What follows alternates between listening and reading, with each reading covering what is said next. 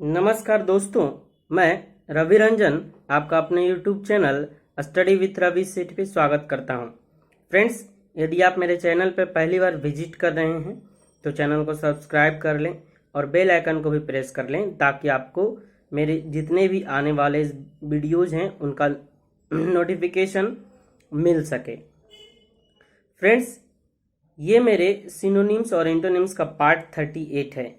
यदि आपने अभी तक मेरे सारे वीडियोज जो भी हैं synonyms, antonyms, idioms, phrase, one word substitution, fix preposition नहीं देखे हैं तो उनका लिंक मैं डिस्क्रिप्शन में दे दूंगा, वहां से जाके आप मेरे सारे वीडियोज को देख सकते हैं।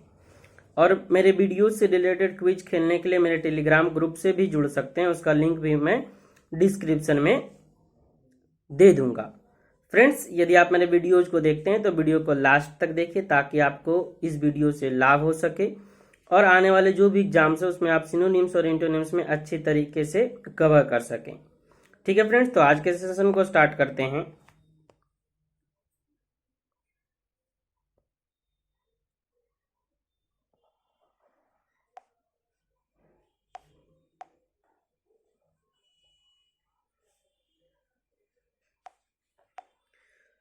फ्रेंड्स, आज का यह जो सेशन है वो CHSL 2018 से लिया हुआ वर्ड है। मैं जितना भी वर्ड करवाता हूँ सारा प्रीवियस ईयर का वर्ड ही होता है। तो एक बात थोड़ा ध्यान दे दीजिएगा, जहाँ यस लिखा हुआ सिनोनिम्स बनाना है, जहाँ ये लिखा हुआ होगा उसका एंटोनिम्स बनाना है। ठीक है फ्रेंड्स, तो पहला वर्ड है फेलिसिटेट। फेलिसिटेट का मतलब होता है आनंद या खुशी, और इसका पार्ट्स ऑफ स्पीच जो है वो नाउन है। ठीक है, अब ऑप्शन देख लेते हैं। तो ऑप्शन फर्स्ट है ब्लिस, ऑप्शन सेकेंड है माइजरी, ऑप्शन थर्ड है ग्रीफ और ऑप्शन फोर्थ है ट्रबल। ठीक है फ्रेंड्स, तो ब्लिस मतलब होता है आनंददायक, माइजरी मतलब होता है कष्टदायक या कष्ट देना, ग्रीफ मतलब होता है दुख या पीड़ा, ट्रबल मतलब भी होता है समस्या। ठीक है फ्रेंड्स, तो आपका सिनोनिम्स फेलिसिटेट का क्या हो गया? ब्लिस। फेलिसिटेट का मतलब आनंददायक या खुशी, और ब्लिस का मतलब भी क्या हो गया? खुशी। अब कुछ और सिनोनिम्स फेलिसिटेट का देख लेते हैं। तो पहला है इलेशन, मेरीमेंट, क्लाउड नाइन, स्टेसी और यूफोरिया। ठीक है फ्रेंड्स, तो इलेशन मतलब होता है खुशी, मेरीमेंट मतलब भी होता है खुशी, क्लाउड नाइन मतलब भी होता है बहुत अधिक आनंदित या खुशी, स्टेसी मतलब होता है परम आनंद, और यूफोरिया मतलब भी होता है खुशी। ठीक है फ्रेंड्स, तो ये जितना आप देख रहे हैं ये सारा क्या हो गया? फेलिसिटेट का सिनोनिम्स हो गया।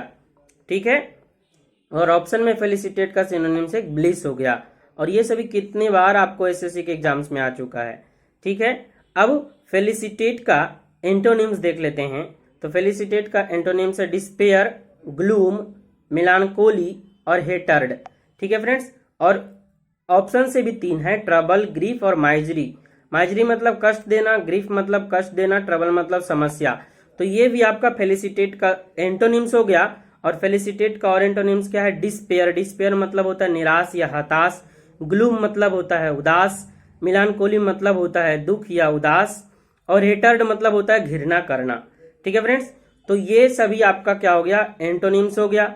और ये इतना जो है वो क्या हो गया? फेलिसिटेट का सिनोनिम्स हो गया। ठीक है फ्रेंड्स, दूसरे वर्ड की ओर बढ़ते हैं।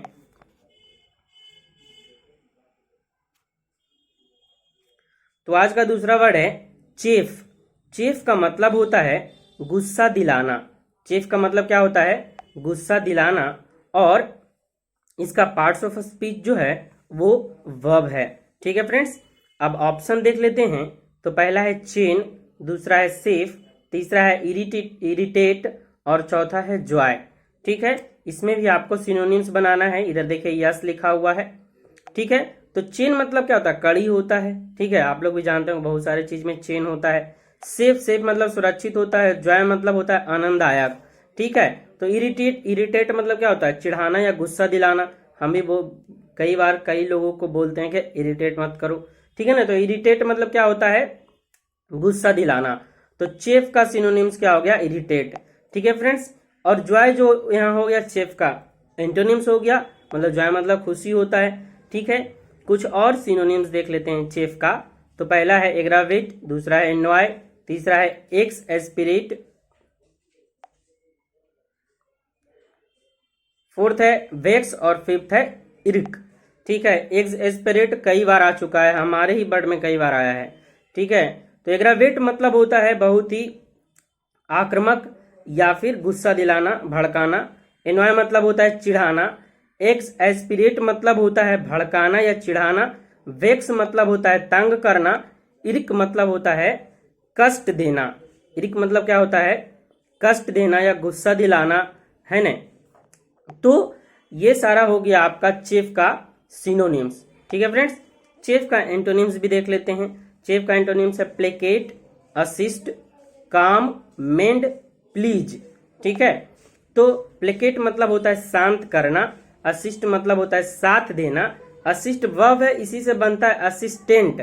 ठीक है, तो असिस्टेंट कॉमन नाउन हो जाता है। एक बनता है असिस्टेंस, वो एब्स्ट्रैक्ट नाउन हो जाता है।